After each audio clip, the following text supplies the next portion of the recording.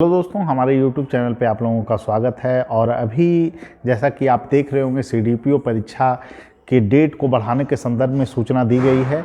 देखिए दोस्तों, हम लोगों ने जो सूचना आप लोगों को दी थी वो सूचना बिल्कुल सही थी और पता नहीं किस परिस्थिति में उस समय डेट बढ़ने की सूचना को नहीं दिया गया।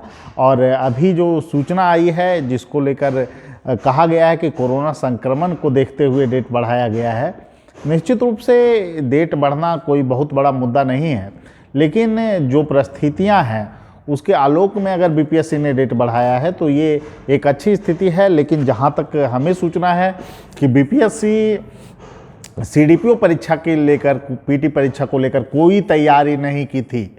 और मैं ये बात पर पूर्णतः जो है अभी भी कायम हूँ कि ऐसे जो प्रावधान होने चाहिए परीक्षा को लेकर, जो तैयारियां होती है, स्कूल में प्रधानाध्यापक को जो है कि नोटिस जाता है, इसके लिए कोई भी तैयारी आयोग की तरफ से तत्परता के स्तर पे नहीं था।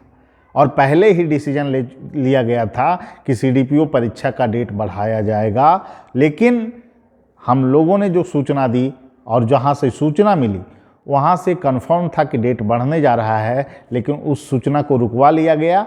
और निश्चित रूप से कोरोना का बहाना आयोग के पास था, और जिसको अभी जो है आप लोग देख रहे हैं कि नोटिस आया है कि कोरोना संक्रमण के बढ़ते रफ्तार को देखते हुए परीक्षा के तिथि को बढ़ाने की जो है कि कार्रवाई की जाती है। ऐसे में देखिए दोस्तों, जो कन्फ्यूजन आप लोगों में पैदा हुआ उसके लिए जो है कि आयोग के स्तर पर जो चीज़ें हैं वो जिम्मेदार है। लेकिन हमारी संस्था चूँकि एक प्रतिष्ठित संस्था है और पटना की सर्वश्रेष्ठ संस्थाओं में से एक है, तो हम अपने तरफ से यही बोलेंगे कि आप लोग मेहनत करते रहिए, तैयारी करते रहिए, और निश्चित रूप से जब भी परीक्षा ली जाएगी तो आप लोग बेहतर परफॉर्मेंस करेंगे।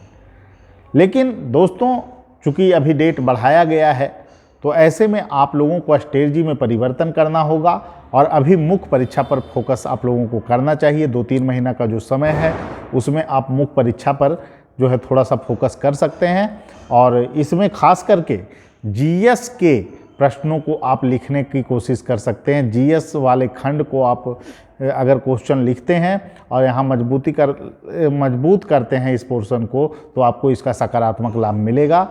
और निश्चित रूप से जिनका वैकल्पिक विषय जिनका तैयार नहीं हो, वो वैकल्पिक विषय को भी तैयार कर सकते हैं।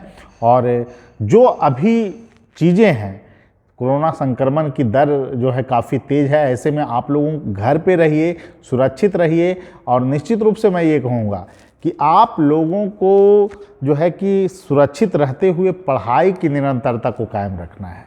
आप लोगों को जो है कि नकारात्मक भावना खुद में पैदा नहीं करने देना है।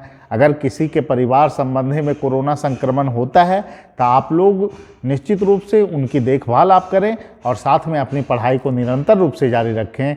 दोस्तों देखिए, सबसे बड़ी बात यह है कि आप लोग अगर जो है कि अच्छे ढंग से सकारात्मक माहौल में अगर अभी रह रहे हैं तो ये बहुत बड़ी बात है। अभी कोरोना संक्रमण की जो तेज़ रफ्तार है, इसमें आप खुद को बचाए रखना और सेहत को ठीक रखना पहली प्राथमिकता होनी चाहिए। और निश्चित रूप से डेट जो बढ़ा है, इसको देखते हुए आप लोगों को अपने रणनीति में बदलाव करना होगा और मुख्य परीक्षा पर भी अपना ध्यान और संकेंद्रण करना होगा। जो लोग हमसे बात करना चाहते हैं, हमारी संस्थान से जुड़ना चाहते हैं, वो हमारे फ़ोन नंबर 7004291557 पे कॉल कर सकते हैं। और मैं एक बात दावे के साथ कहता हूं कि रैंकर्स व्यू की जो भी सूचनाएं होती है, हम लोगों के द्वारा जो भी संपादित सूचनाएं होती है, वो लगभग सभी सूचनाएं सही होती है।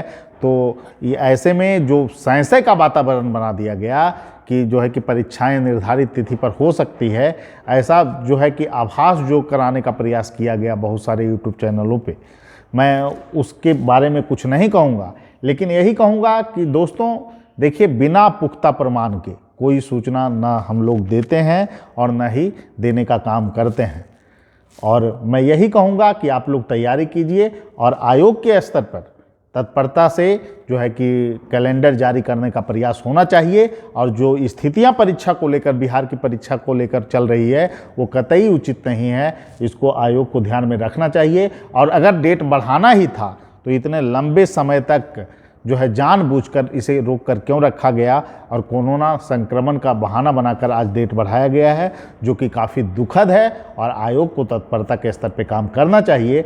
इसी आशा और अपेक्षा के साथ मैं आप लोगों से अभी विदा लेता हूं, फिर मिलेंगे अगले वीडियो में। ठीक है, सभी लोगों को धन्यवाद, थैंक यू, शुभकामना।